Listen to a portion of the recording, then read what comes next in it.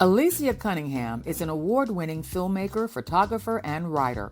Much of her work elegantly comments on the way women are visually judged in the world. Hair, no hair. Makeup, no makeup.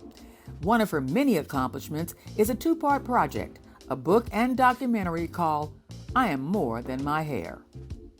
In 2013, I did a big chop and cut my locks off. And because of the criticism, I decided to come up with an idea, which was a book at that time, to show, to take images of women at different ages to show that we are more than our hair. I was surprised that the bulk of criticism that I received was just for cutting my hair. And there are quite a few verses in the Bible that talks about women and her hair loss, and if she does lose her hair, or if she has no hair, then she's a cursed woman. So that was a lot of the bulk of the criticism, other than my hair being your crown and glory, and your power and your beauty. And because I had locks at that time, you had the whole other Rastafarian community that's saying that your hair is your power, and I didn't think so. You know, I mean, it's beautiful. Don't get me wrong, but I don't feel like it determines my power or my beauty. You know, or my mindset, really. My hope in making I Am More Than My Hair was to be able to see beauty beyond the hair. You know, so I just feel like there's so much emphasis, particularly for women, not that men don't also have this experience with hair, but most of the women, when they were having conversations with me about hair loss, or their experience with hair loss, was, one was devastation, shame, and I feel like also rebirth, you know, of kind of coming to a new place after losing their hair. Also feeling like losing their hair was losing a part of themselves. That was something that was said quite often. For example, women who've had cancer, who lost it through radiation, their hair grows back, you know, so it's temporary.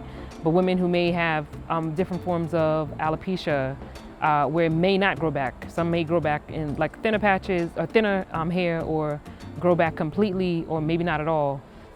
And it was all different perspectives.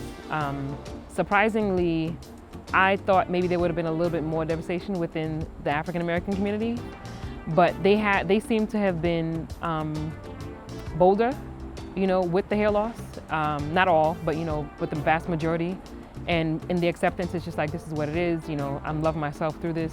And the family bonding may have been a little bit stronger, you know, of like the community there then, which was also similar to the Latina community. They had their partners, often from the stories that were told, cut the hair with them. So like there was one lady where her whole family cut their hair in support of the mom. The one Chinese American woman that I did interview, she actually did it in solidarity of a friend who lost the hair from cancer. And she said in her community, in the Asian community, for a woman to be bald, they consider you to be Buddhist. So it's not really, you know, it's just perception. I've noticed with white women, there seemed to have been a little bit more devastation than I thought it would have been. And well, actually I just learned, really. It was the process of me learning through this whole journey. But still, you know, but with them I also realized like the men have issues. And really what I found in seeing women who were bald was like I really saw their faces. I really got to see the beauty in their face.